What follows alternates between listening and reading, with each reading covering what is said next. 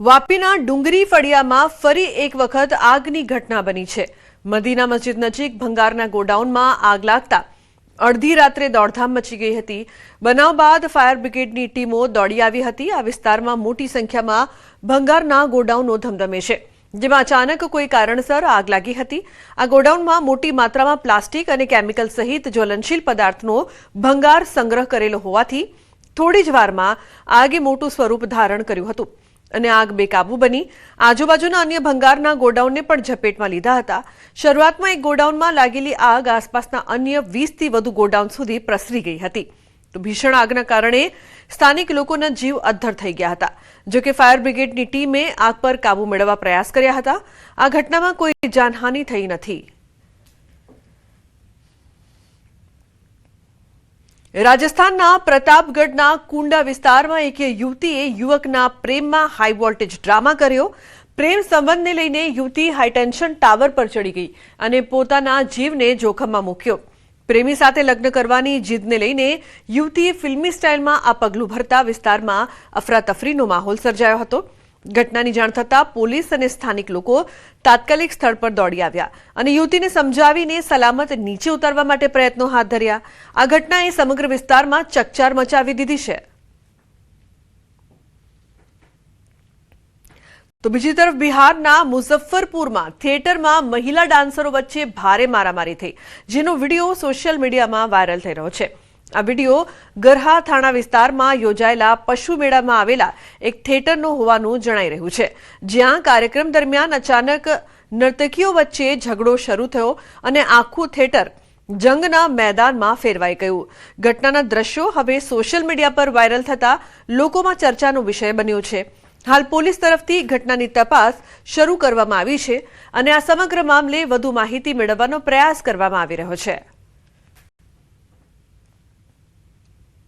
દારૂબંધીવાળા બિહારમાં ધોળા દિવસે દારૂની લૂંટ ચલાવવામાં આવી છે। છપરામાં દારૂ ભરેલી કાર અકસ્માતનો ભોગ બની હતી।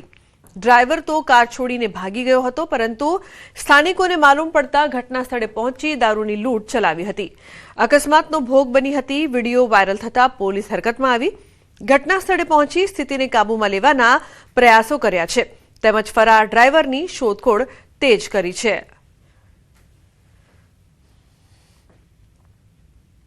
ઉત્તર પ્રદેશના શામલીથી કાયદો વ્યવસ્થાના લીરે લીરા ઉડ્યા હોય તેવા દ્રશ્યો સામે આવ્યા છે।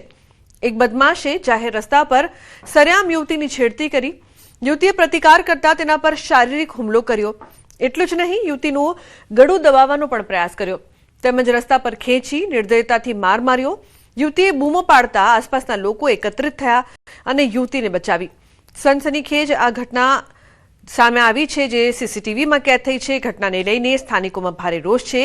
આરોપી સામે કડક કાર્યવાહી કરવાની માંગ કરી છે। સુરેન્દ્રનગરના થાન તાલુકાના ગગલિયાણા ગામે ગેરકાયદેસર રોયલ્ટી પાસ ઇસ્યુ કરવાનું કૌભાંડ સામે આવ્યું। મૃત વ્યક્તિના નામે રોયલ્ટી પાસ ઇસ્યુ કરાયા હોવાનો ઘટસ્ફોટ થયો છે। ચોટીલા નાયબ કલેક્ટરની ટીમ દ્વારા કેશવ કોલ ઇન્ડસ્ટ્રીમાં ચેકિંગ કરાતા સમગ્ર કૌભાંડ બહાર આવ્યું છે। ચેકિંગ દરમિયાન કુલ 774 રોયલ્ટી પાસ મળી આવ્યા છે। આ ઉપરાંત કેશવ કોલ ઇન્ડસ્ટ્રીના માલિકોએ સાયલા તાલુકામાં પણ ગેરકાયદેસર કાર્બોસેલનું ખનન કર્યું હોવાનું ખુલ્યું છે। નાયબ કલેક્ટરની ટીમ ઓફિસ સીલ કરી સ્થળ પરથી કાર્બોસેલ, જેસીબી સહિત ₹78 લાખથી વધુનો મુદ્દામાલ કબજે કર્યો છે અને કેશવ કોલ ઇન્ડસ્ટ્રીના 2 માલિક વિરુદ્ધ કાર્યવાહી હાથ ધરી છે।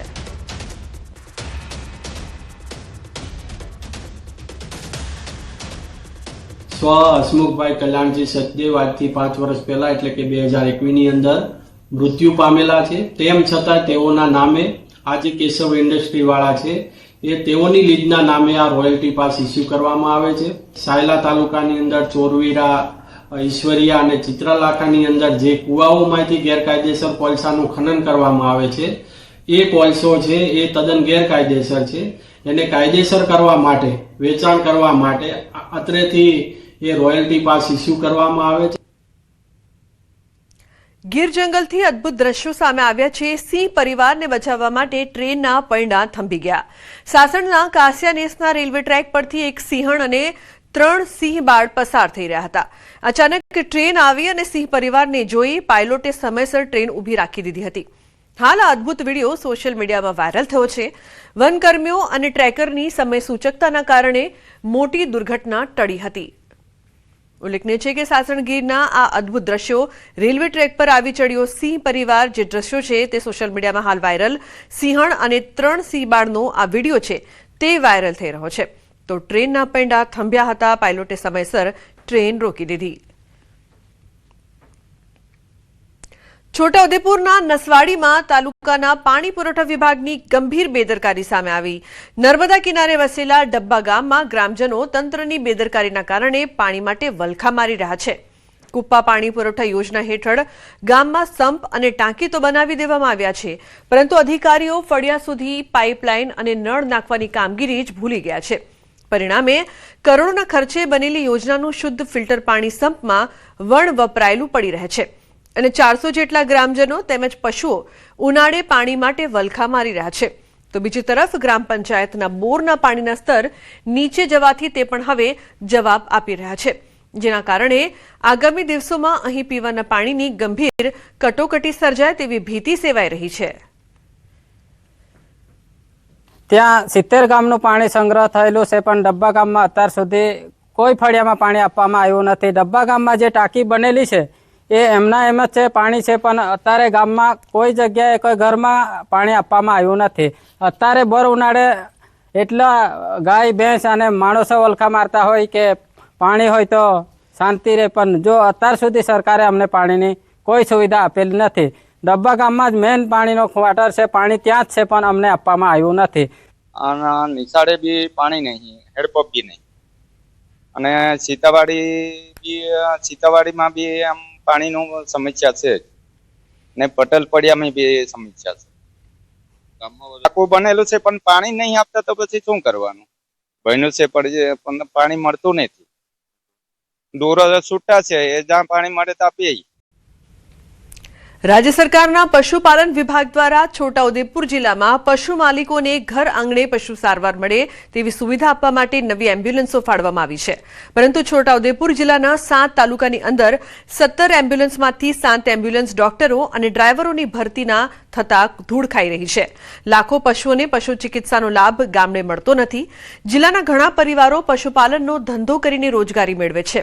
પશુ બીમાર પડે ત્યારે તેને 20 થી 30 કિલોમીટર દૂર પશુ ચિકિત્સા કેન્દ્રમાં સારવાર માટે લઈ જવું પડે છે અને પશુને વાહનમાં લાવવા લઈ જવાનો ખર્ચ મોંઘો પડે છે.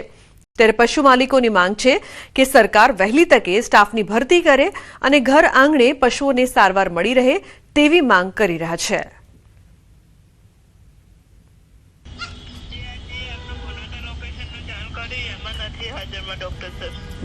અમારે બકરો બીમાર છે તો સરકારે જાહેર કરેલ નંબર 11962 પર અમે કોલ કર્યો ઘરે રહીને. તો ત્યાં અમને જાણવા મળ્યું કે અમારા ગામમાં કોઈ આવી કોઈ સુવિધા છે નહીં. તો પછી મેં કીધું નજીકમાં કોઈક સુવિધા ચાલુ હોય તો એમ્બ્યુલન્સ હોય તો અમને વાત કરો. એમને કીધું ગુનાટામાં ચાલે છે, અમારા નજીક છે, 12-13 કિલોમીટર જેવું છે. ત્યાં ફોન કરીને વાત કરી તો ત્યાંના અધિકારી એવું કહે છે કે અમારી જોડે એમ્બ્યુલન્સ છે પણ સ્ટાફ નથી.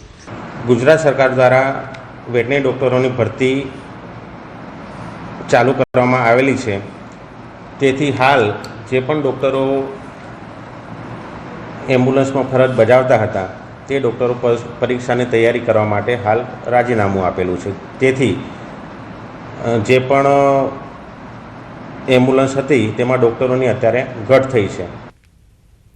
સુરેન્દ્રનગરની મહાત્મા ગાંધી સિવિલ હોસ્પિટલ આજે લોકો માટે આશીર્વાદરૂપ બની રહી છે, જ્યાં સરકારી હોવા છતાં ખાનગી હોસ્પિટલ જેવી આધુનિક સુવિધાઓ ઉપલબ્ધ થતા દર્દીઓની સંખ્યામાં સતત વધારો નોંધાઈ રહ્યો છે.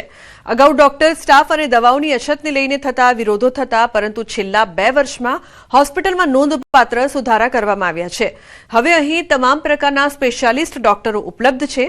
દર્દીઓને નિઃશુલ્ક દવાઓ, લેબોરેટરી રિપોર્ટ અને સારવાર મળી રહી છે, જેમાં ડાયાબિટીસ, બ્લડ પ્રેશર, કેન્સર અને હિમોફિલિયા જેવી ગંભીર બીમારીઓની મોંઘી દવાઓ પણ સામેલ છે. પરિણામે ઓપીડીમાં દર મહિને 14,000થી વધુ દર્દીઓ સારવાર લઈ રહ્યા છે, જ્યારે ડિલિવરીના કેસોમાં નોંધપાત્ર વધારો થઈ સરેરાશ 200 ડિલિવરી થઈ રહી છે, જેમાં 80% નોર્મલ છે.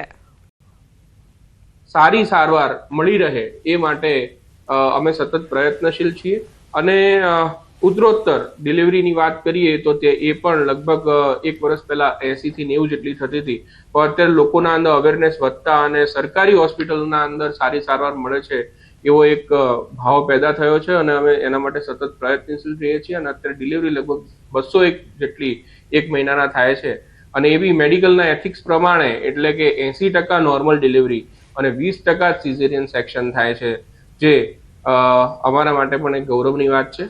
મહાત્મા ગાંધી હોસ્પિટલમાં તમામ પ્રકારના ડોક્ટરો, ક્વોલિફાઈડ ડોક્ટરો ફરજ બજાવી રહ્યા છે અને જે મોંઘા ભાવની સારવાર બહાર થતી ખાનગી હોસ્પિટલોમાં એના કરતા અહીં મફત સારવાર થઈ રહી છે અને લોકોને મોંઘા ભાવની સારવારની સામે આ મફત સારવાર મળી રહી છે કે ખાનગી સારવારની પાછળ દોડવા કરતા હવે મહાત્મા ગાંધી હોસ્પિટલમાં વધુમાં વધુ તેનો ઉપયોગ કરો અને સરકારી જે યોજનાઓ મળી રહી છે તેનો લાભ લો.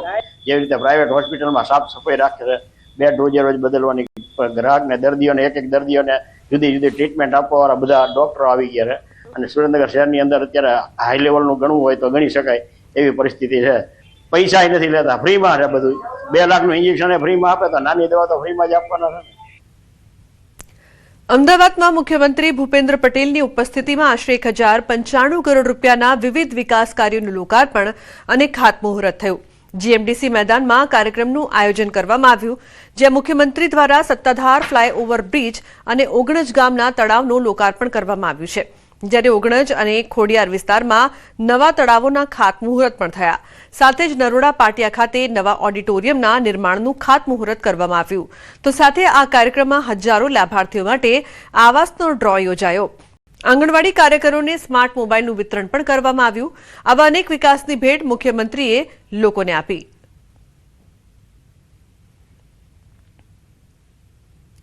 ડાંગ જિલ્લામાં ઉનાઈ સ્થિત પવિત્ર ઉષ્ણ અંબે મંદિરે એક મહત્વપૂર્ણ ઘર વાપસી કાર્યક્રમ યોજાયો, જેમાં 100 થી વધુ આદિવાસી યુગલોએ શાસ્ત્રોક્ત વિધિ દ્વારા ફરી હિન્દુ ધર્મ અંગીકાર કર્યો. અગ્નિવીર હિન્દુ સંગઠન દ્વારા આયોજિત આ કાર્યક્રમમાં પવિત્ર સ્નાન, પૂજા અને શુદ્ધિકરણ વિધિથી તેમને ફરી સ્વાગત કરવામાં આવ્યા. સંગઠન મુજબ તમામ લોકોએ પોતાની સ્વેચ્છાએ મૂળ સંસ્કૃતિ સાથે જોડાવાનો નિર્ણય લીધો છે. રાજ્યમાં સમાન નાગરિક સંહિતા અને ધર્મ પરિવર્તન મુદ્દે ચાલી રહેલી ચર્ચાઓ વચ્ચે આ ઘટના ચર્ચાનું કેન્દ્ર બની છે.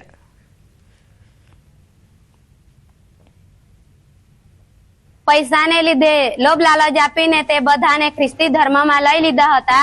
ખ્રિસ્તી ધર્મ છોડીને હિન્દુ ધર્મમાં હવે આ હનુમાન દાદાનો પ્રસ્થાન લેવાના છે, બધા માતાજીનો હવે હિન્દુ ધર્મ લેવાના છે. આ ગરમ પાણીમાં નાહી ને બધા પવિત્ર થઈ ને હવે હિન્દુ ધર્મમાં જવાના છે.